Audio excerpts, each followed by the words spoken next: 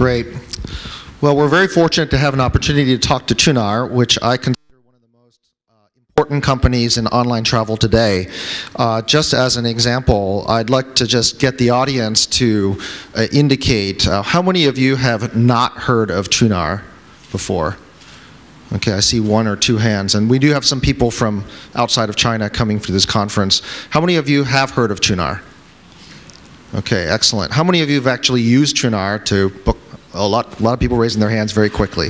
So I have heard some stats from Fritz that I'm not sure I can disclose about the how much of their traffic is coming through brand searches and also direct traffic to Qunar.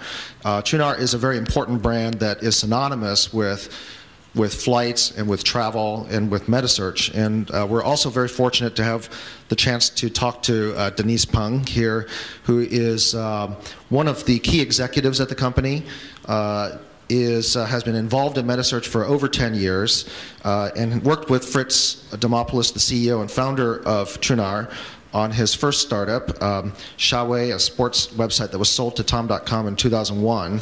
And so I also know that CC Zhuang, one of the other executives, the president of the company, has also worked with Fritz for a very long time. So all good signs of a company that is very strong.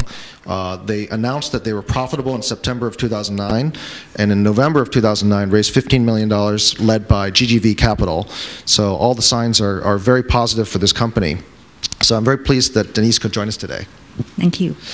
I wanted to go ahead and just jump in and have you tell us a little bit about Qunar today, and how would you describe it quickly to people not familiar with the company, and what are some metrics you could share about how well you're doing? Okay, actually Qunar is doing two major product lines right now. One is flight search, the other one is hotel. Right now, it's flight is our biggest category, and the hotel is a fast-growing category.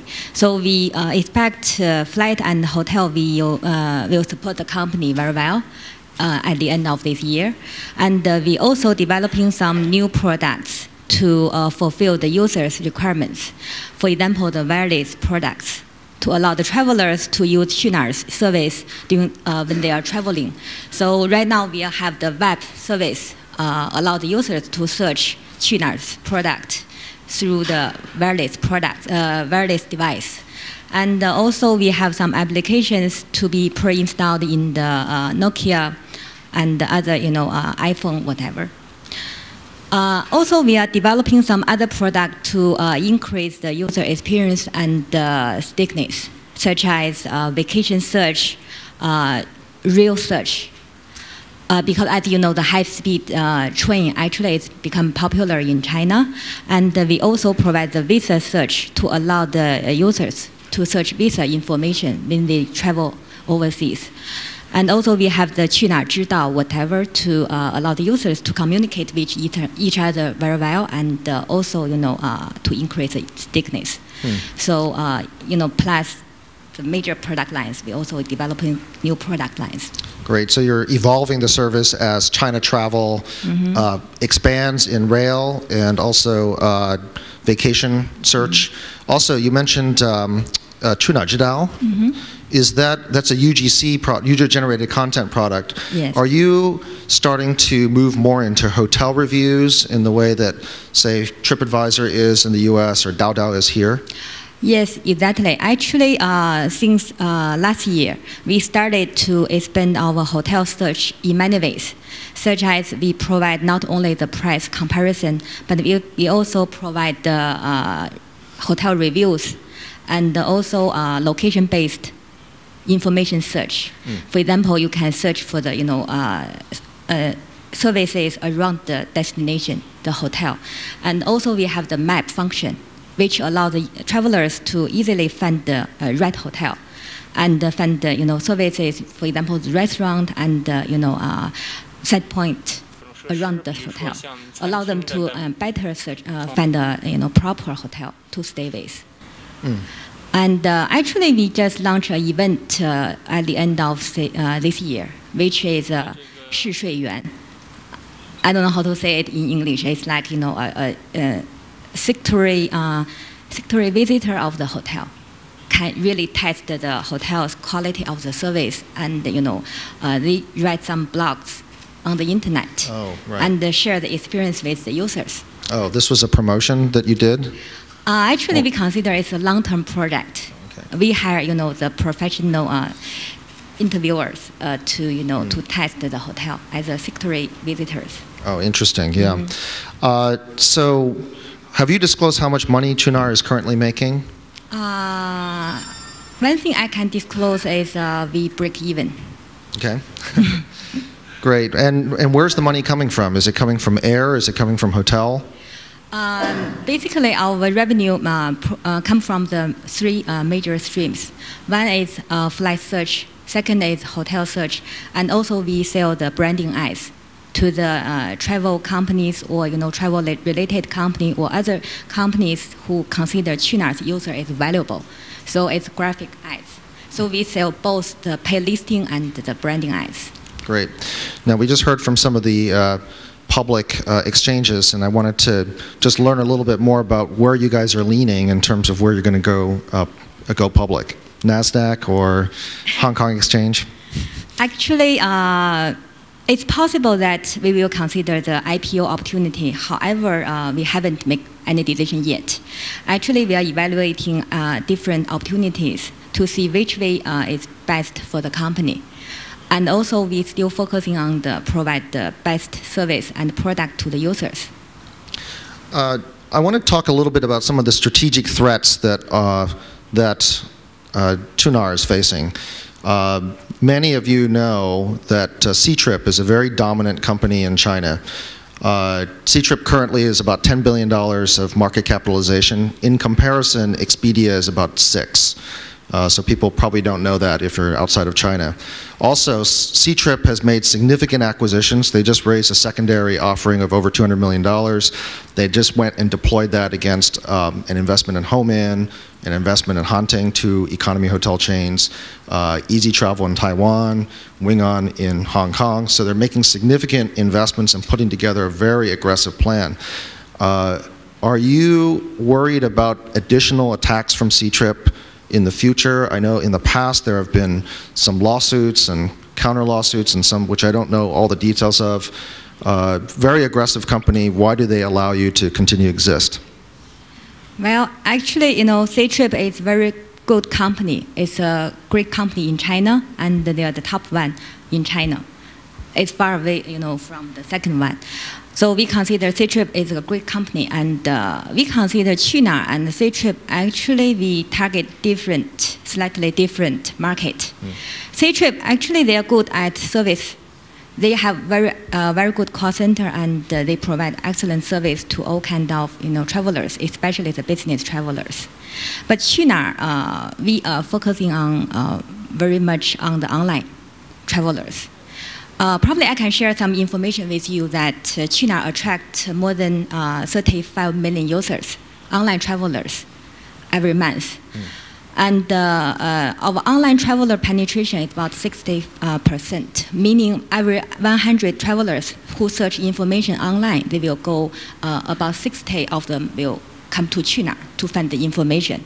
So we are very focused on the online travelers, meaning they used to buy tickets online, find the hotel online, and they do the online transactions, meaning they do the payment online. So we consider actually it's different segmentation. So even though Ctrip's core business is online travel agency, you feel that it's a different audience they're serving? Slightly different. And also probably I can share with you some data we are focusing. Right now, only 10% of the tickets is sold online. We expect the market will grow to at least 50% in the near future. So I think the market is good enough for both Ctrip and Qunar to grow up. Okay, so significant offline to online, significant call center to online, and Qunar is positioned as a player to serve those customers. The other strategic threat that I wanted to talk a little bit about is, as many of you know, the domestic air travel business is extremely oligopoly. It's an oligopoly. There are three big carriers that dominate three big hub airports, China Southern, China Eastern, and Air China. To me, it seems like if 90% of your business is air and you're depending on advertising revenues from airlines, I would feel more comfortable if there were a lot of airlines. But in fact, there's only 3 big ones, and maybe Hainan is a fourth. Is this a strategic threat to you? Is there a potential that these airlines will eventually cut you out or take away your access to the data? First of all, actually, flight business is not that much in China, not 90%. Oh, okay, sorry. Actually, both flight and hotel actually support our company very much. So this is one point. The other one is, although all the airlines is consolidating together, like 3 major one and the fourth one is Hainan. But on our observation, actually they product marketing positioning and their marketing strategy and distribution channel slightly different. They're all different. They are in different stage of the promotion, different brand positioning. For example, Air China may more target on the higher end business travelers, and different airlines, even they are in the one group, they have different stage of the brand promotioning, and also they are trying different ways to promote their service, and try to diversify their channels. So what we see is like they're trying many ways to try new things. For example, microblogging and SNS, like they work with Kaihin 001. So I think the market is not more consolidated; it's more diversified in terms of online business. What are some of the other players out there in media that are doing things in travel that Qunar might be concerned about? Taobao, Tencent, the portals, Shanda. What are some of the other potential players that might be a potential threat to Qunar? Yep. As travel, when we started Qunar, actually travel search or travel information portal was not that popular. And eventually, after years, people realized that travel is a huge category and they have big potential in the future. So a lot more players is trying to get in this market. For example, Taobao and QQ and even Senda, right? But I see, they approach the market in different ways. For example, some of them more, focus on the entertainment. Some of them will be more involved in the OTA transactions. Some of them will be more, like provide content to the user to allow them to, increase the stickiness. So they have different perspective of the, entering the market. We think, as I mentioned, we consider the online travel market is growing faster. So we consider Qunar is not afraid of the, more players join the market. Actually, we consider more players join the market. We can, even convert the offline travelers to online faster. Okay. Then we can get bigger, market size. Interesting. Okay. So you envision that as more people push online travel, that more of them will come to Qunar in the end. Yeah, actually, I can share with you some experience of Qunar. During the last years, I think Qunar is actually very, very lucky, because we see many things happen in the flight business. For example, 100% of the tickets become e-ticketing, meaning you do not need the paper ticket, meaning you avoid the delivery service. And also the B2B platform. I don't know whether you heard about that. B2B platform in China is very popular right now and during the past 2 years. It's like, allow the airlines and the big agencies to distribute their tickets through the B2B platform. It increased the industry efficiency. And also the airlines started the B2C business aggressively. So I think all this together actually booming up the online payment platform. As mentioned yesterday, ePay, the founder of ePay, he mentioned about air actually is a very important category of the online payment services.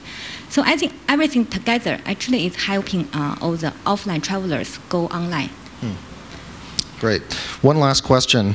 There are a number of entrepreneurs out here that may see Qunar having really survived many rounds and many attacks from significant competitors in the travel space.